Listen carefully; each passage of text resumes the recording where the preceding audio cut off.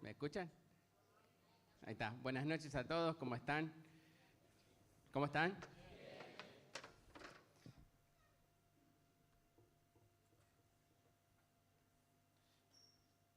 Más vale que nos anotemos todos. Yo ya estoy anotado, pero preguntale al que tenés al lado, ¿estás anotado?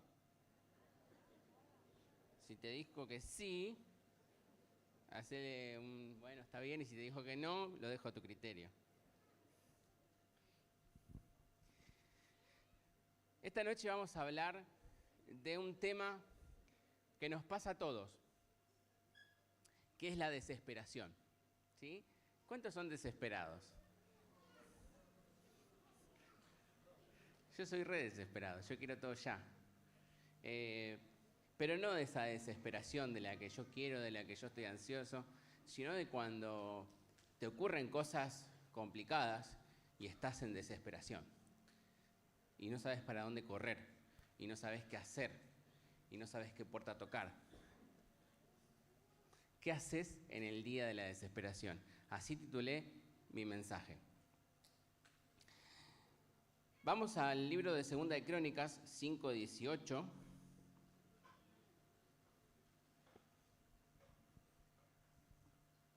Al 26. Y la Biblia nos habla de una historia de guerra. Y una historia donde había desesperación. Y dice, en la versión Reina Valera, dice, los hijos de Rubén y de Gad y la media tribu de Manasés, hombres valientes. ¿Cómo eran los hombres? Valientes. Hombres que traían escudo y espada, que entesaban arco y diestros en la guerra.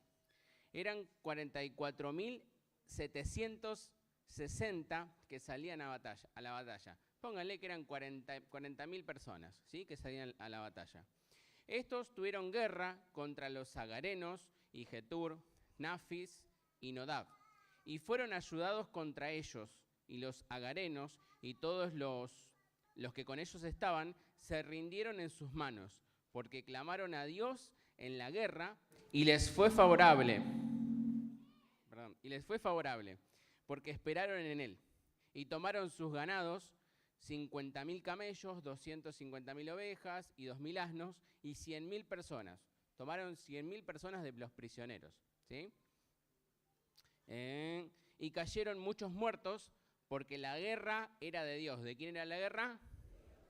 Y habitaron en sus lugares hasta el cautiverio. El versículo 23 dice, y los hijos de la media tribu de Manasés, multiplicados en gran manera, habitaron en la tierra desde Basán hasta Baal Hermón, y Senir y el monte de Hermón. Y estos fueron los jefes de las casas de sus padres, Efer, Isi, Eliel, Asriel, si alguno está por tener hijos, ahí tienen nombres, Jeremías, Odavías, Jadiel, hombres valientes y esforzados, varones de nombre y jefes de las casas de sus padres. Pero se rebelaron contra el Dios de sus padres y se prostituyeron siguiendo a los dioses de los pueblos de la tierra, a los cuales Jehová había quitado delante de ellos. Por lo cual el Dios de Israel excitó el espíritu de Pul, rey de los asirios, y el espíritu de Tiglat-Pileser, rey de los asirios, el cual transportó a los rubenitas y gaditas y a la media tribu de Manasés y los llevó cautivos hasta hoy. Sería hasta ese momento que ocurrió el cautiverio. Estaba todo bien, estaba el día lindo, estas dos tribus y media se encontraron en guerra. Dice que ahora vamos a ver unos puntos, y dice que al final, cuando confiaron en Dios, cuando Dios le dio la victoria, se olvidaron de Dios y Dios los dejó a su suerte. Vamos a leer otro texto también como introducción en 1 de Timoteo 4:16, que dice así, dice, ten cuidado de ti mismo y de la doctrina, persiste en ello, pues haciendo esto te salvarás a ti mismo y a los que te oyeren, le decían a Timoteo. ¿Qué tiene que ver estos dos textos? Ahora lo vamos a ver y lo vamos a relacionar. Pero justo estas semanas, no sé si alguno es del campo acá, o tiene animales, o conoce lo que son los animales, pero estuve viendo cómo se empastaba una vaca y una oveja. Yo hasta hace una semana no sabía. Para el que no sabe, una oveja a ver, los rumiantes tienen varios estómagos, ¿sí? Y cuando comen un pasto que no es pasto, ¿sí? Comen o alfalfa o comen tréboles, se empastan. Y ustedes dicen, ¿qué? ¿Se empastó la bujía? No, no, no. Se empastan y se empiezan a hinchar por los gases porque no pueden erutar. Y esos gases hacen que se aprieten los pulmones, los órganos vitales del animal, y este animal caiga muerto, ¿sí? Es complicado, ¿sí? Porque por comer lo que no tenían que comer, terminan hinchados y muertos, ¿sí? Y hay varios métodos para desempastar. Algunos le clavan un tubito acá al costado y largan el gas y sacan la presión de los órganos. Y me resultó muy, muy loco como es. Yo no sabía, y yo nunca tuve una vaca, ¿sí? Me imagino que alguno de ustedes tampoco, pero el que tuvo una vaca debe saber, o una oveja debe saber que se empastan. Yo no sabía.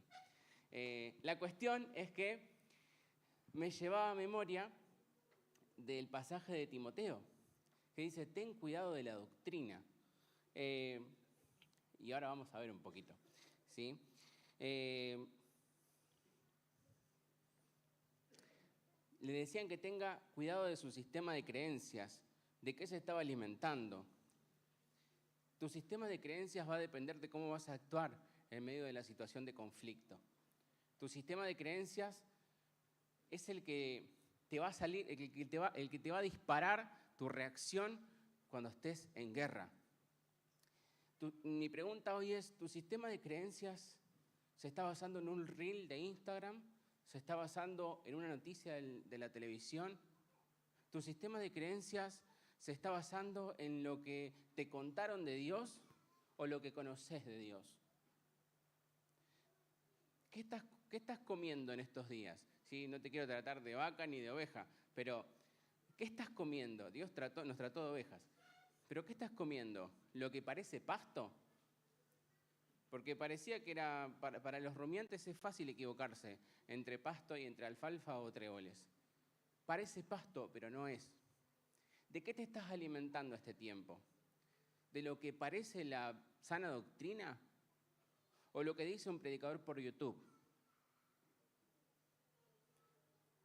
Porque estamos en las redes, estamos en la televisión metidos escuchando eso, y ¿te estás alimentando de lo que dice tu pastor? ¿O te estás alimentando de lo que parece que es la sana doctrina? Porque de lo que te estés alimentando va a ser que termines empastado o no. Y va a ser que cuando venga el día de la desesperación, reacciones de una manera o reacciones de otra. En la desesperación, cuando estas tribus se encontraron complicadas y vieron que tenían que ir a la guerra, dice el versículo 20 que clamaron a Dios. En la desesperación, como punto número 1, clamaron a Dios. ¿A quién acudís cuando viene la noche? ¿A quién acudís cuando tu economía va mal? ¿A quién acudís cuando llega ese diagnóstico desfavorable? ¿A quién acudís cuando llega la enfermedad? ¿A quién acudís cuando todo sale mal? Cuando viene el día que nadie quiere esperar que llegue. ¿A quién acudís? ¿Acudís al curandero? ¿Acudís al prestamista? ¿Acudís a otras cosas que no a Dios? Dice que estas 2 tribus y media acudieron a Dios, tocaron la puerta correcta. Muchas veces nos equivocamos en la puerta a la cual tocamos, porque estamos comiendo lo que parece pasto, pero no es. Porque estamos pensando que la verdad en la que creemos, esto me hablaron, sí, porque el de YouTube, el del reel que escuché, esto era la palabra.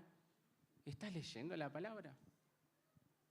Porque depende de tu sistema de creencias, depende de la doctrina en la que creas, va a ser cómo vas a reaccionar. Y estas 2 tribus y media estaban paradas en donde tenían que estar paradas. Estaban sabiendo a dónde tenían que tocar. Y dice que en la desesperación clamaron a Dios. Que en tu desesperación puedas clamarle a Dios. porque es Dios quien puede solucionar tu problema, porque es Dios quien se puede glorificar en tu problema. Si pensás que la ayuda en el tiempo de crisis y conflicto te la puede dar un amigo, un familiar o incluso un político, estás golpeando la puerta incorrecta. Capaz que tengas una respuesta, ¿por qué no? Pero respuesta de hombre. Una respuesta de hombre es una respuesta incompleta y una respuesta incomparable a la que Dios te puede dar. Y muchas veces nos conformamos con la respuesta de hombre y decimos, golpeé la puerta incorrecta, tuve una respuesta, no sería la mejor, pero tuve una respuesta. Cuando Dios está esperando detrás de la puerta de Él, y dice, che, yo le podría haber dado algo mucho mejor. Que en medio del día de la desesperación puedas clamar a Dios, así como lo hicieron estas personas en el medio de la guerra. Como punto número 2, en el versículo 20 también, en la segunda parte, dice que en la desesperación esperaron en Dios. Qué complicado es esperar en Dios. ¿Vieron cuando te duele algo? No pasa más el tiempo. Cuando estás en la guardia del hospital, no pasa más el tiempo. Pasaron 15 minutos y parece que fueron 3 horas. Porque te duele, porque estás enfermo, porque estás pasando un problema. Y vos decís, pero no puedo entender el sistema de cómo atienden. ¿Por qué no me atienden? ¿A cuánto le pasó? A mí me pasó. ¿Por qué a mí no me atienden? Que me estoy muriendo. No, hay otro que se está muriendo, que está peor que vos. Pero muchas veces el tiempo en la desesperación o cómo medimos ese tiempo depende de cómo la estamos pasando. Cuando estamos contentos, el tiempo pasa volando. Y cuando la estamos pasando mal, que pesa el tiempo. Quiero que termine, quiero que pase. En la desesperación dice que ellos esperaron a Dios. Las personas ansiosas queremos todo ya, todo rápido. Queremos el listo, a nuestra manera. Queremos esperar lo menos posible. Y si se tarda la respuesta, agárrate. Señor, no te puedes tardar con mi respuesta, porque yo quiero la respuesta hoy. Y si el Señor en su soberanía decide hacerte esperar,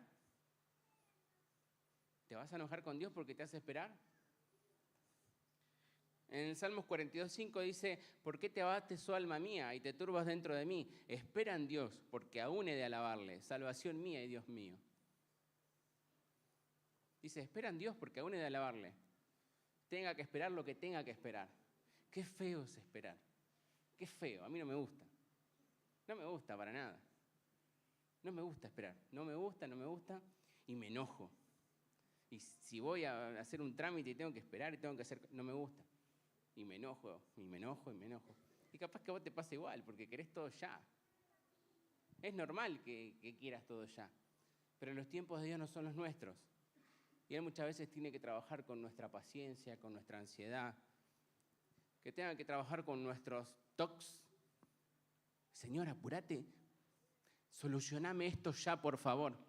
Por favor. Solucionalo ya porque me muero. Dice, para si podés esperar.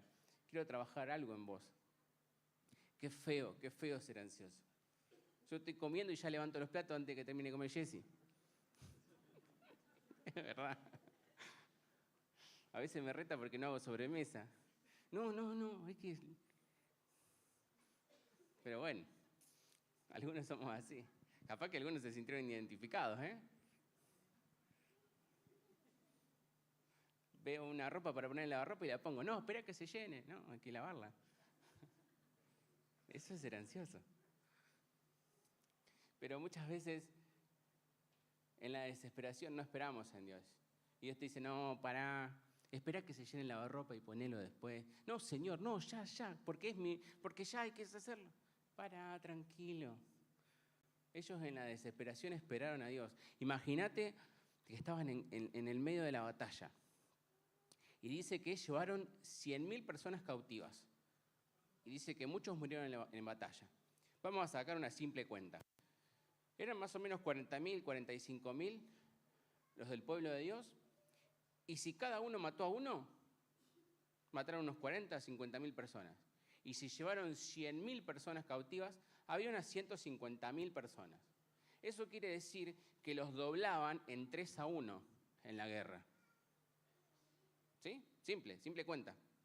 Quiere decir que vos ibas a pelear y tenías 3 que venían de frente. A mí se me hace así. ¿Cómo hago para matar a 3 tipos juntos? Y todos estaban en la misma situación.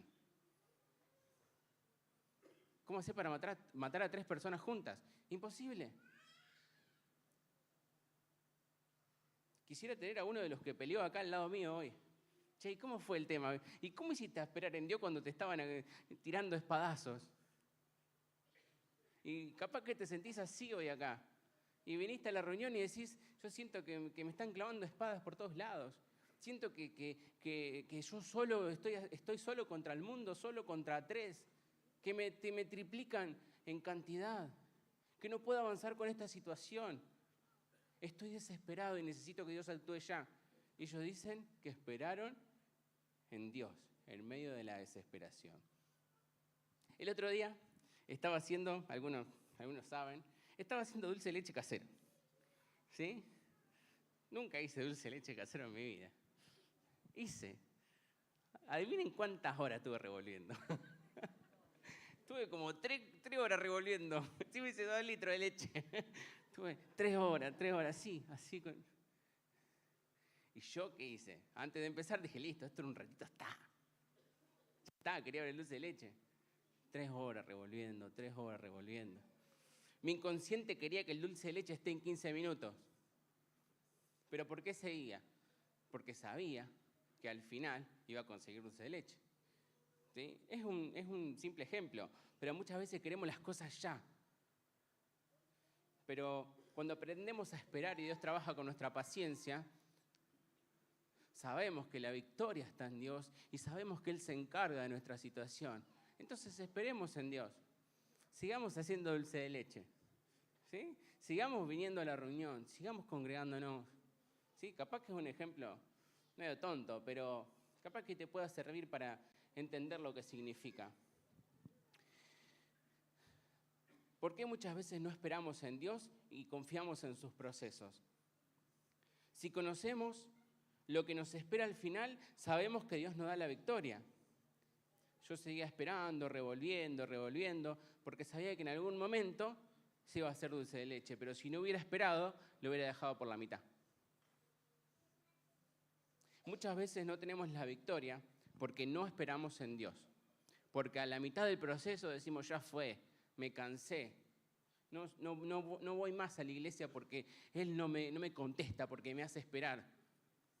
Yo muchas veces me he ido de fila de Repipago, fila de banco, porque no quería esperar. ¿Y qué logré? Y no pude hacer lo que tenía que hacer. Lo mismo cuando estamos acá, lo mismo con Dios. Cuando Él nos hace esperar para enseñarnos algo. Cuando abandonamos a la mitad del proceso, el que abandona no tiene premio. Pero sabemos que al final hay premio, que al final hay victoria. Cuando comemos la comida incorrecta, nos empezamos a empastar y a decir, ¿será verdad de que Dios me va a dar la victoria? ¿Por qué no lo hace ya? Eso es un síntoma de una persona empastada. ¿Dios no ve todo lo que le sirvo? ¿Dios no ve que necesito su ayuda? Y viene el amigo, viene el prestamista, entramos y terminamos asfixiados. Y llegamos con las últimas acá y decimos, Señor, haz algo con esto. Viene el que te ofrece un camino corto a tu problema y te empastás. Vas a la curandera y te hago algo así y listo. Y terminás empastado, asfixiado, muerto espiritualmente, separado de Dios.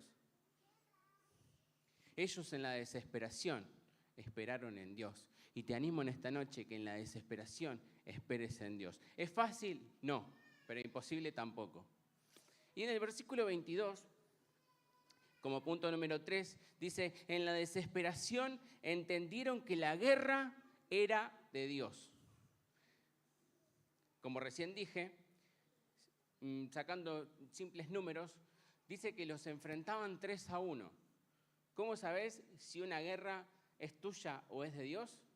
Cuando vos no podés contra lo que te viene enfrente. Dios no te va a dar una guerra mayor o un problema mayor o una prueba mayor a la que puedas soportar. Ellos sabían y entendieron, dice la palabra, que la guerra era de Dios.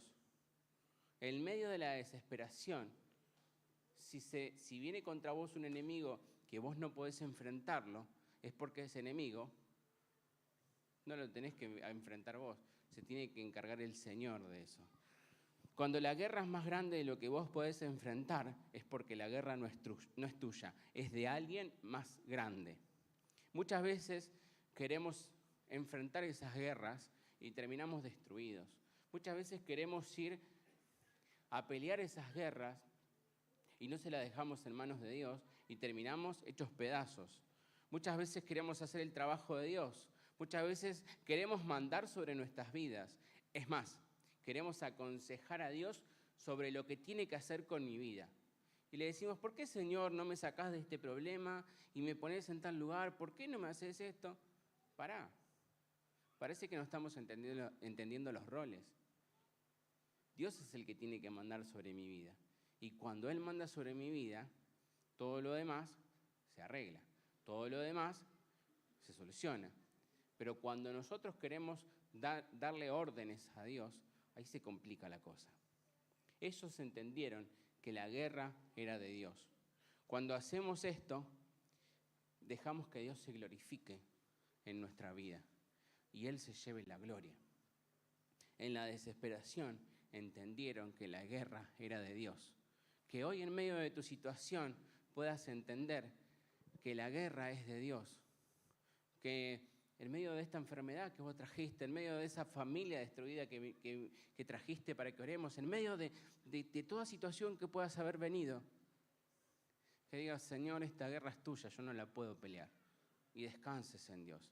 Pero que descanses en Dios, no que lo vayas a buscar, porque a mí me pasó. No, Señor, te entrego esto. Ay, ¿cómo hago? No, si se lo entregaste a Dios. Y me pasó. Me dice, Jessy, ¿se lo entregaste a Dios? Sí. ¿Y por qué seguía así? Y porque no se lo entregué. Nos cuesta muchas veces entregar las cosas que no podemos hacer. Porque como seres humanos queremos solucionar. Como seres humanos queremos decir, yo lo hice. Y Dios te quiere decir, no, yo lo hice. ¿Sí? Porque la gloria es de Él. Y Él se tiene que llevar toda la gloria. Pero cuando queremos hacerlo nosotros, cuando nosotros le decimos, Señor, te lo entrego, pero lo vuelvo a buscar. Bueno, la guerra no es de Dios, es tuya, manejate. La guerra es tuya. Vos no me lo entregaste. Andá vos a la guerra, fíjate cómo matás a esos 3 contra 1. Pero cuando le decís, Señor, me superan en número, yo no puedo más. Tengo esta situación que no puedo avanzar. Ahí el Señor se glorifica. Y ellos tuvieron victoria porque entendieron que la guerra era de Dios.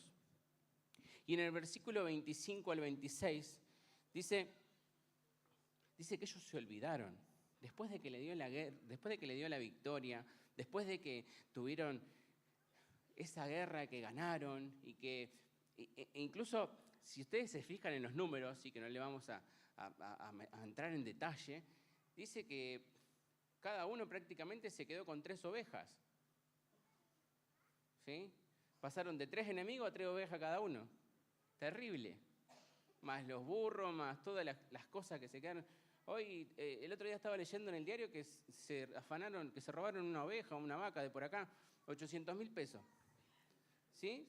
Es como si, de por acá, por la zona, es como si hoy les dieran 3 millones, 2 millones cada uno. Como botín de guerra.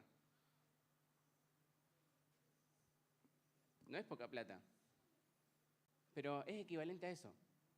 Hoy, trayéndolo hoy en día, ¿no? En aquel momento andás a ver. Pero ellos ganaron la guerra, tuvieron el botín, fueron enriquecidos, y dice que después de todo eso, se olvidaron de Dios. Después de la desesperación, se olvidaron de Dios. Ten cuidado de ti mismo y de la doctrina. Las personas tendemos a olvidar todo lo que Dios hizo con nosotros. Tendemos a olvidar sus maravillas. Capaz que viniste acá por un milagro, y Dios te sanó. No te olvides. No te olvides. Tendemos a olvidar cómo nos sanó y cómo fue bueno con nosotros. Cuando eso ocurre es porque nunca entendimos que Dios quiere nuestro corazón, que Dios quiere más allá de solucionar nuestra enfermedad, nuestra situación, nuestro problema. Dios quiere nuestro corazón. Hay personas que no tienen cuidado de sí mismas y dicen, Dios me dio la victoria, listo, me voy. Y se las pican y se olvidan de Dios y vuelven cuando están en desesperación nuevamente. Estas personas ganaron la guerra, pero se olvidaron de Dios. Estas personas, Dios sanó, Dios libró, Dios le contestó. Pero al final dice que se olvidaron de Dios y volvieron a los ídolos de ese pueblo. Ahora ven por qué leímos el texto al principio que Dios le decía a Timoteo, che, ten cuidado de ti mismo y de la doctrina. Hay personas que viven empastadas todo el tiempo, se empastan, las tienen que auxiliar para que no se mueran y vuelven a lo mismo y se empastan y las tienen que auxiliar. No seas una persona que se empasta cada rato. Dios no te va a dejar de amar porque seas inconstante, pero aún así nunca vas a crecer en Dios y vivir en plenitud. Que en esta noche, más allá del milagro que estás buscando, más allá de la situación que necesitas que Dios se mueva, por la cual oramos, que puedas entender de que Dios lo que busca es tu corazón. Y más allá de la solución, y gloria a Dios que se mueva en tu necesidad, pero que puedas entender de que Dios busca tu corazón y de que Dios busca que vivas en plenitud con Él. El pueblo se olvidó de Dios, volvió a sus ídolos, a su viejo sistema de creencias, volvió a comer alfalfa y trébol. Como consecuencia, Dios los dejó a su suerte. Y dice que Dios avivó y excitó el espíritu del rey de Asiria, de Tiglat-Pileser, y los conquistaron, y los hicieron pedazos, y los llevaron cautivos. La suerte de ellos era peor que la guerra que habían librado, peor que esos 150.000 enemigos, peor que esos 3-1. Era un pueblo conquistador que los llevó cautivos, porque se olvidaron todo lo que Dios había hecho con ellos. Que esta noche, que esta semana, cuando Dios libre tu guerra, cuando Dios actúe en tu situación, no digas, Señor, me olvido de vos. No digas, Señor, listo, ya está, perfecto, puerta abierta para pecar. No. Que nos acordemos de Dios y de dónde nos sacó, que te acuerdes en tu corazón de que el Señor es tu Dios, para que Dios no te deje librado a tus caminos, para que no seamos y tomemos consejo. Dicen que el inteligente es el que aprende de sus errores, pero el sabio, el que aprende de los errores de los demás. Aprendamos de esta historia, aprendamos de esta situación y seamos sabios. Y entendamos de que cuando Dios te libre, cuando Dios te dé la victoria, porque lo va a hacer, aunque hoy estés pasando por un proceso difícil, que no te olvides de Dios. ¿Sí? ¿Qué haces en el día de la desesperación? El pueblo de Dios clamó a Dios, esperó en Dios y entendieron que la guerra era de Dios. ¿Sí? Te invito a que te pongas de pie. Vamos a orar.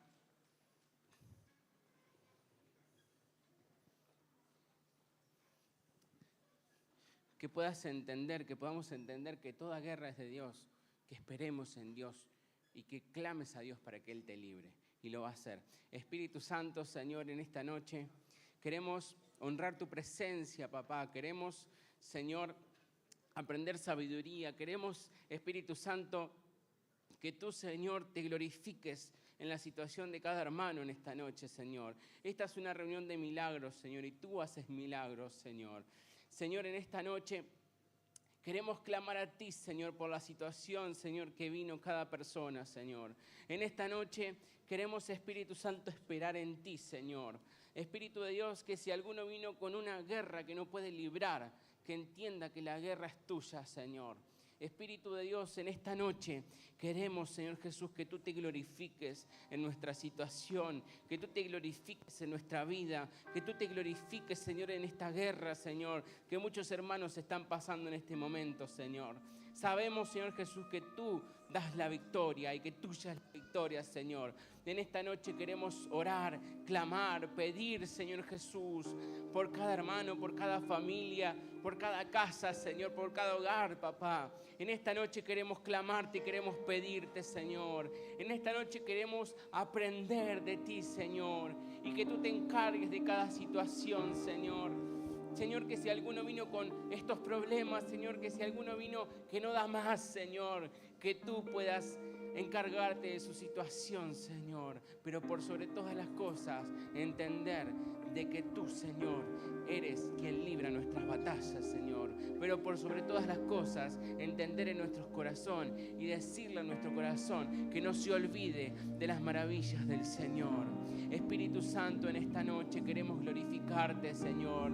Espíritu de Dios, en esta noche queremos honrarte, papá, que te empieces a mover en cada silla, en cada lugar, Señor, que te empieces a mover por cada pasillo, por cada corazón, Señor, que tú te empieces a mover, Señor Jesús, con tu Espíritu Santo en cada lugar, Señor.